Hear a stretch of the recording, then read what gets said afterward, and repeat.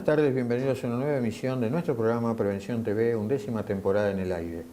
Nos han escuchado hablar muchas veces de lo que son los factores de riesgo para la enfermedad vascular. Nos han escuchado hablar de diabetes, de hipertensión, en fin, de unas cuantas cosas en este sentido. Hoy vamos a tratar de hablar de alguna manera de la otra cara de muchos de esos factores de riesgo, de la importancia de ser mujer o no en esos factores de riesgo, así que luego de un breve corte con Javier iniciamos el programa.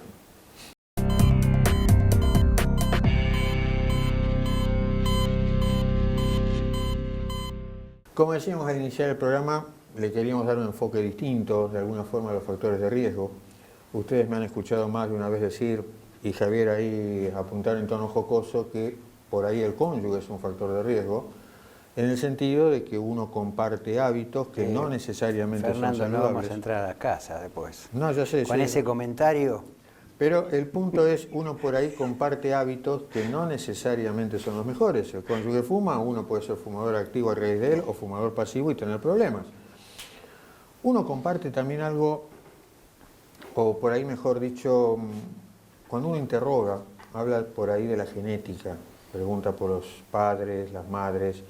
Hay veces que la genética es muy clara, hay veces que uno debe ir detrás de ese rumbo, y debe muy precozmente estudiar al paciente que tiene potencial para desarrollar enfermedad vascular cualquiera sea el territorio. Hay otras veces que eso no es tan claro. Tengan presente que cuando uno habla de genética, en general lo que uno puede heredar de los padres es lo que vino antes de los 65 años en la vida de los padres. Pero hay veces que no es tan claro y lo que uno en realidad heredó es un hábito hoy incorrecto.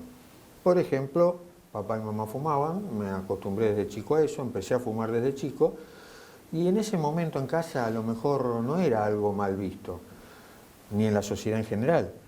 Se comía diferente de cómo se come hoy y entonces uno también se habituó a la comida con demasiada sal. Se agarraba el salero antes de probar la comida, correcto, como debería ser, pero bueno, era una costumbre ya salar la comida previo a probarla. Es más, podés ir atrás en la generación de nuestros padres, por ejemplo, era aceptable socialmente, era casi un mandato social que un hombre fumara y una mujer no. En general las mujeres fumaban escondidas. Correcto, pero por ese mandato masculino. Correcto, se conseguía de que no deberían un hombre fumar. Tenía que fumar. Todo lo contrario, que lo que nos fue demostrando después, la estadística primero, cuando la gente de Oxford asocia cáncer de pulmón con el cigarrillo y todo lo que aprendimos después en la parte vascular. Pero las mujeres, entre tanto, estaban marginadas en eso como en otras tantas actividades.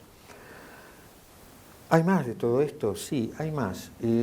Por ejemplo, hay factores de riesgo que uno no considera y un factor de riesgo importante es la boca, concretamente las encías, concretamente lo que se llama enfermedad periodontal. Eso habla de un proceso inflamatorio / infeccioso, porque se infecta con cierta facilidad a nivel de la boca. Y crónico. Y crónico. Y eso en general, ese proceso inflamatorio que se sostiene en el tiempo, puede conllevar a desestabilizar enfermedades vasculares. Puede también llevar a toda otra serie de patologías derivadas de lo mismo. El hígado graso, otra patología que no vamos a decir que está de moda, pero que es cada vez más frecuente, también es un marcador de enfermedad coronaria. Es decir, cuando uno trata de poner sobre la mesa en qué quedó todo esto, no es solamente lo que hablamos habitualmente, tabaco, hipertensión, diabetes, colesterol. Hay un conjunto más de cosas que hay que considerar y entre otras cosas, 40 años atrás, cuando nos recibíamos los dos de cuando empezábamos los dos a hacer cardiología, aquí que te hablaban de herencia, te hablaban de género, no en el concepto de género de hoy, sino en el concepto de sexo, masculino o femenino. Y uno de los factores de riesgo que te daban era el sexo masculino. ¿O estoy equivocado? Exactamente, y la mujer tenía un halo de indemnidad con respecto a la enfermedad coronaria, que lógicamente ocurre en la etapa fértil de la vida de la mujer, pero una vez que la mujer pierde su nivel hormonal y entra en menopausia, en general la enfermedad coronaria igual a la del hombre o en las etapas finales de la vida supera la del hombre. Esto es algo interesante lo que termina de plantear Javier, porque la enfermedad coronaria en un hombre promedio, porque hay casos por supuesto por debajo y por encima de esa edad, es en los 50 y tantos. Y la mujer, no, la mujer arranca 10 o 12 años después. Pasa lo mismo con las demencias. De cada 3 pacientes que tienen alguna forma de demencia, 2 son mujeres. Entonces la primera explicación para cualquiera de las dos cosas es, ¿cuál se les ocurre? La mujer vive más. Entonces, si la mujer vive más, aparecen cosas con el tiempo que en el hombre hubieran aparecido también. ¿Esto es real? No, absolutamente no. Ya vamos a volver sobre el tema de demencia, pero sobre el tema que termina de tocar Javier en general, uno busca, cuando uno tiene un problema vascular, lo que se llama una placa. Es decir, uno busca una placa en particular. Placa o lesión, ¿no? Correcto. Lesión en una arteria. En una arteria. Hay una manera de clasificar eso, tengo placa, no tengo placa. Tengo también, cuando uno va a valorar qué grado de obstrucción me produce esa placa, porque la placa puede obstruir 10, 20, 50 o 100. ¿Dónde está la placa? Porque si yo tengo una obstrucción en el comienzo de una arteria coronaria y se tapa ahí, bueno, muy probablemente el infarto sea muy grande si se llega a tapar. En cambio, si la obstrucción la tengo donde termina la arteria coronaria, la lesión va a estar, es grave lo mismo, pero va a ser mucho más chica. Y en general ese tipo de lesiones no se tocan o no se intenta revascularizar porque evidentemente nos va a generar, si supuestamente se llega a obstruir esa lesión en algún momento, un pequeño infarto que por ahí no tiene ninguna trascendencia desde el punto de vista hemodinámico ni compromiso de la vida del paciente, a diferencia de lo que dijo Fernando con mucha razón y mucha lógica. Si la lesión está en el comienzo de la arteria principal, la descendente anterior, que es la que irriga un porcentaje altísimo del ventrículo izquierdo, ahí sí la presencia de un infarto va a comprometer seriamente la salud del paciente y le puede llevar la vida. Y dijimos entonces, nos fijamos si tengo obstrucción o no, me fijamos qué grado de obstrucción o no tengo, me fijamos dónde está. ¿Qué más me fijo? ¿Cómo es la placa? La placa puede tener 2 componentes muy importantes. Uno, por supuesto, es el colesterol y el otro es calcio. Esto me hace acordar que muchos de ustedes llegan al consultorio, derivados por otra especialidad, porque pidieron una tomografía, una resonancia. El doctor me dijo que vea un cardiólogo. ¿Por qué? Porque tengo calcio en la aorta. En la radiografía. En la radiografía, en el botón aórtico, aparece una pequeña, un hilito blanco. Eso lo que quiere decir simplemente es mis arterias tienen lesiones. Pero volviendo, entonces, es algo a lo que hay que, cuando uno encuentra eso, uno tiene que investigar. Puede ser que nos quedemos con medicación, puede ser que profundizando terminemos más lejos. Pero cuando uno a otro especialista le dice, vaya a ver al cardiólogo porque hay calcio en sus arterias, tengan presente que sus arterias ya no están sanas. Volviendo a la obstrucción puede ser de colesterol, puede ser de calcio o puede ser mixta. ¿Saben qué? Cuando un paciente, varón, tiene una placa que tiene un componente X de todo esto, con un grado de obstrucción tal y en tal localización, y una mujer tiene exactamente lo mismo, a la mujer siempre le va peor. Y ustedes dirán, ¿por qué? Primero que nada, las paredes de las arterias coronarias de las mujeres, el diámetro interno, le aclaramos a la audiencia que está hablando alguien que hizo 15 años jefe de unidad coronaria, ¿no? Sí. Y jefe de terapia intensiva, Sí. o sea que algún caso habrás visto. Unos cuantos. Bueno, el punto es que cuando uno vuelve a esto, para el mismo diámetro de arteria, para la misma placa, para el mismo nivel de obstrucción, para la misma localización, a una mujer le va peor. Y un primer razonamiento es que las arterias de las mujeres tienen un diámetro interno más fino. Más chico. Entonces, la placa puede ser lo mismo, pero la mujer tiene restricción sí o sí en ese flujo. Entonces acá viene la pregunta, cuando ustedes ven que en este momento se habla mucho de la mujer, de la parte cardiológica y demás, ¿la tengo que tratar igual que un hombre? Es decir, ¿le tengo que dar la misma dosis de pastillas para el colesterol? ¿Tengo que ser más agresivo con ella? Todo eso está por ahora en material de estudio. Estamos hablando, por supuesto, de una mujer posmenopáusica contra un varón de la misma edad. Una mujer premenopáusica puede tener problemas, es raro, pero puede tenerlos, pero en general una premenopáusica con problemas contra un varón no tiene una diferencia tan importante. Hay que recordar que los estrógenos, como bien apuntaba Javier, en su momento tienen un efecto protector, ayudan. Más allá, hay que recordar siempre, la naturaleza la prepara a una mujer para ser madre, esto significa que, digamos, tiene una protección adicional, la naturaleza no se equivoca y que la gente de hoy se encarga de demoler esa ayuda mediante tabaco, mediante anticonceptivos, mediante comida chatarra. Pero en todo eso uno tiene que tener presente que uno se mueve de alguna manera cuando esto aparece en una suerte de cajita de cristal. Pero, por supuesto, no hay que subestimar las lesiones de las mujeres. No, a cualquier edad. A cualquier edad. Entonces, por lo tanto, tenemos que prestarle la misma atención que al masculino.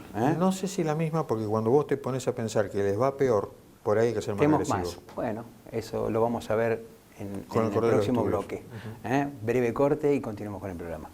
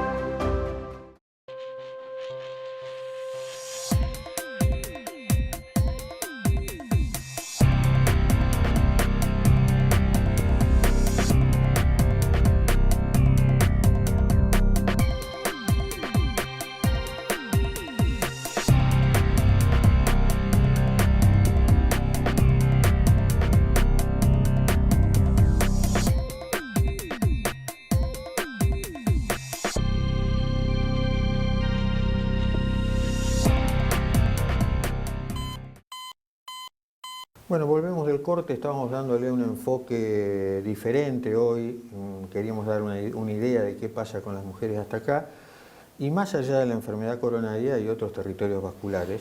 Acá ustedes lo han escuchado hablar de sobra al doctor Politei, nuestro neurólogo de referencia sobre demencias y distintos tipos de demencia, y cuando uno se pone a evaluar demencia, descubre que nada menos que el 66% de las personas que terminan con demencia son mujeres. De vuelta, el primer razonamiento es, bueno, si la demencia es propia de la gente entrada en años, las mujeres viven más, debe ser por esto. Es un error. Segundo punto... Las mujeres dicen, la culpa es de mi marido. Sí, también, bueno, ahí sí vos la calificás de demente, por ahí, pero bueno. El segundo punto es que uno dice, bueno, claro, ya no hay hormonas, es por esto. Tampoco están así. No. Uno va entonces a buscar lo que va a buscar siempre. Vamos a mirar los factores vasculares, vamos a ver cómo tiene el colesterol, vamos a ver cómo está teniendo la presión, vamos a ver el tabaco. Perfecto, pero no llegan a explicar la mitad. Entonces hay más cosas que mirar. Los cardiólogos siempre hemos tenido por ahí en muchos aspectos una manera de mirar las cosas demasiado rectilínea, a veces demasiado matemáticas, y cuando por ejemplo entraba una mujer en posmenopausia pensábamos que podíamos arreglar sus problemas dándole hormonas. ¿Qué pasó? No, absolutamente no dio ningún resultado la terapia hormonal sustitutiva como para prevenir estos eventos vasculares que la mujer iba a tener o tener. Y no alteramos absolutamente nada la historia natural de la enfermedad que la mujer tiene per se. Así que bueno, la mujer para nosotros es, en algún punto, el tiempo, la evolución, nos fue dando la razón de pensar y no subestimar la enfermedad vascular de la mujer, ¿no? Porque, bueno, hay un periodo de tiempo en el cual sí tienen cierta protección, que es sin dudar, mientras está menstruando y mientras tiene unos estrógenos bien altos, tiene cierta protección desde el punto de vista vascular, pero una vez que entró en menopausia, señores, a cuidarse porque la mujer va a hacer eventos y muchos, y puede hacer y superar, por supuesto, como dijo Fernando, los que tiene el propio caballero, ¿no? Podemos agregar algo a lo que termina así Javier, en el sentido de que nosotros descubrimos muy rápido que las hormonas no resolvían los problemas vasculares, no solo porque no es la hormona en sí, sino que la hormona se tiene que unir a una estructura que se llama receptor para funcionar, y en la posmenopausia no hay hormona y el receptor está dañado. Entonces no íbamos a aportar nada, pero no lo sabíamos en ese momento. Sí descubrimos que podíamos generar cánceres, como por ejemplo el cáncer de mama. Entonces, si hay que darle hormonas a una mujer, eso es el resorte del ginecólogo, tiene una indicación muy específica y siempre y cuando no haya algún antecedente como cáncer de mama en mamá o la abuela que haga totalmente prohibitivo el tema. Entonces ese tema lo descartamos. Uno fue pensando entonces, cuando empieza a investigar el tema de las demencias, sí, pero ellas tienen protección hormonal. ¿Qué podemos mirar de esa ¿Cuál parte es el de la hormona, a ver mecanismo si por el sirve? cual puede terminar en una demencia? ¿Cuál es el factor principal que nos puede conducir a eso en la mujer Hay varios. con mayor intensidad que el hombre, con mayor prevalencia que el hombre, digamos? Hay varios, no hay uno solo. Por eso iba a completar este círculo antes de la parte hormonal. La parte hormonal se empezó a investigar. ¿En qué sentido? Che, ¿tienen lo mismo las mujeres que menstruan antes o las menarcas tardías? ¿Hay algún grado de protección si esta mujer fue mamá o no lo fue? Se descubrió que sí. O todavía esto está de alguna manera en investigación, pero aparentemente aquellas mujeres que han sido madres más de 3 veces o más tienen un grado de protección más importante contra las demencias andando el tiempo que aquellas que no lo han sido. Por ahora la estadística habla de una reducción de un 12 o un 15%, por ahí el porcentaje es mínimo, el número absoluto es enorme cuando uno le saca el porcentaje, pero hasta ahí hasta donde se llegó. Lo que pasa es que ahora hay estadísticas de todo, sí, que antes no lo teníamos, por correcto, supuesto. Era todo observacional de parte de uno y uno iba aquilatando experiencia y bueno, y uno hablaba de la propia experiencia que tenía con los pacientes, hombres y mujeres, y eso era lo que se transmitía. Bueno, ahora está total y absolutamente documentado todo. Todo lo posible. Y uno puede remontarse hacia atrás y ver la evolución y ver qué sucedió con la mujer y empezar a ver esa mujer que hizo una demencia, cómo le fue en toda su vida de mujer, cuándo fue la menarca, cuándo fue sus embarazos, cuántos embarazos tuvo, para buscar alguna correlación entre la vida de la mujer y esta propensión mayor a las demencias, entre otras cosas, ¿no? Siguiendo hablando desde el punto de vista biológico, porque después lo que termina de decir Javier es muy importante, esto de la vida de la mujer. Siguiendo con lo que es estrictamente buscar en el laboratorio, bueno, en el Alzheimer hay un par de cosas características, depósitos de amiloide, proteína tau, por ahí no tiene importancia que recuerden los nombres, pero la mujer tiene un sistema inmune un tanto diferente en función de que puede ser madre, y se pensaba que por ahí había algún tipo de efecto permisivo que permitía esto. También fue descartado. Después vamos a lo que dice Javier. ¿Por qué vamos a lo que dice Javier? En realidad una demencia se empieza a prevenir desde chico. Desde chico, desde el jardín de infante. ¿Qué tengo que hacer? Reclutar neuronas. Entonces, un chico que tiene un aprendizaje como el que debe tener, muy probablemente, va a reclutar más neuronas que aquel cuyo cerebro no haya sido estimulado lo suficiente desde pequeño. ¿Qué tiene que ver todo esto con la mujer? La mujer nace adaptada para una vida en el hogar. Es un trabajo sacrificado, el ser ama de casa, pero es un trabajo muy diferente, por lo menos tienen más incidencia de demencia aquellas mujeres que permanecen en el hogar contra aquellas que salen a trabajar y bien o mal, ganen lo que ganen, compiten por llegar a un nivel superior. Todo esto significa la parte social, por lo menos, es un estímulo muy importante para que esas mujeres tengan una cierta protección contra la demencia. No es protección absoluta, por supuesto, nadie la tiene, pero realmente cuando una mujer tiene la posibilidad de manifestarse socialmente, de salir, trabajar, es muy diferente la posibilidad de aquellas mujeres que han permanecido en casa exclusivamente al cuidado de sus hijos. No significa esto que vayan a tener alguna dificultad, pero lo concreto es que se perfila una diferencia entre los dos grupos. Ni hablar si además esa mujer tiene que asumir algo de lo que hemos hablado con Javier en otros programas, que es el rol de cuidadora. El rol de cuidadora de un pariente enfermo, que puede ser enfermedad larga a la que encima le vaya mal. o que sea desgastante.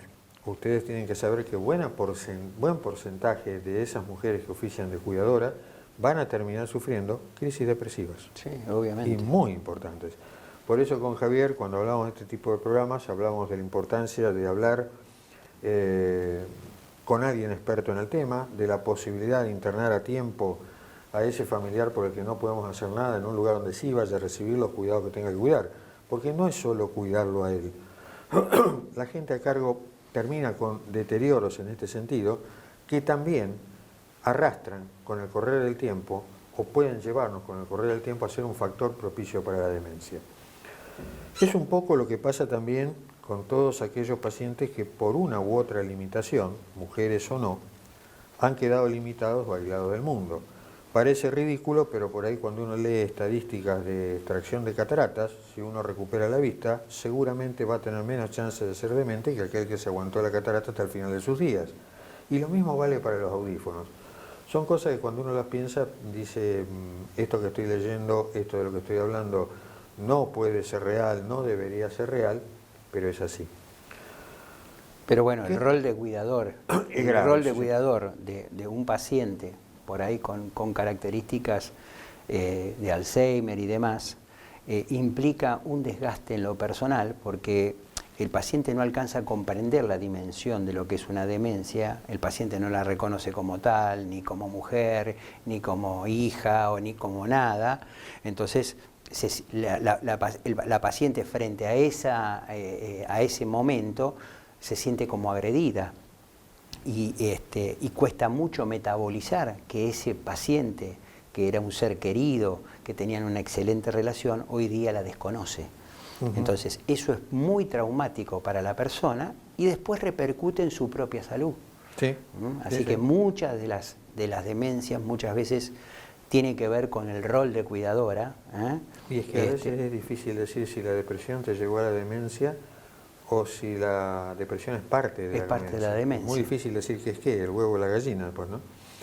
Pero uno dice después, uno aprende que hay maneras de pelear con esto, hay maneras de entrenar el cerebro, hay maneras de hacer otras cosas. Hay maneras también, yo lo he escuchado decir acá al doctor Politei, que así como nosotros planteamos que hay que hacer ejercicio aeróbico, los neurólogos lo plantean también.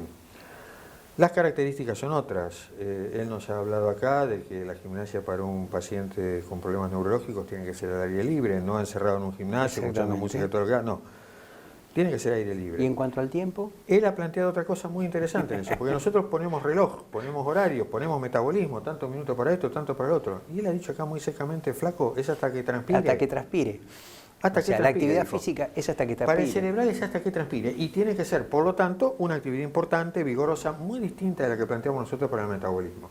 ¿Por qué llegó a esto? Porque le quería plantear un último factor de riesgo, que no es el ejercicio físico, por supuesto.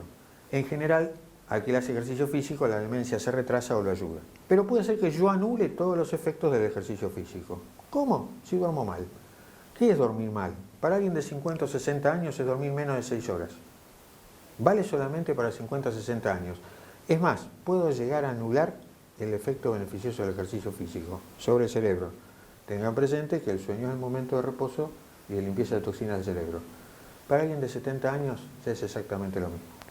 Fisiológicamente tiene otras características. Bueno, nos quedamos cortos con el tiempo, así que hay un montón de cosas más para hablar del tema. Es un tema que da para mucho, así que breve corte y cerramos el programa.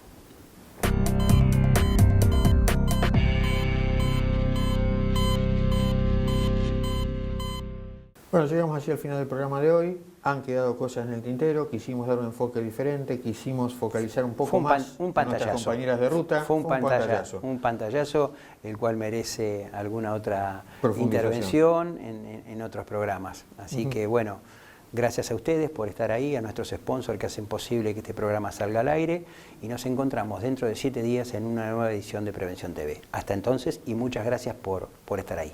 Hasta entonces y pasen bien.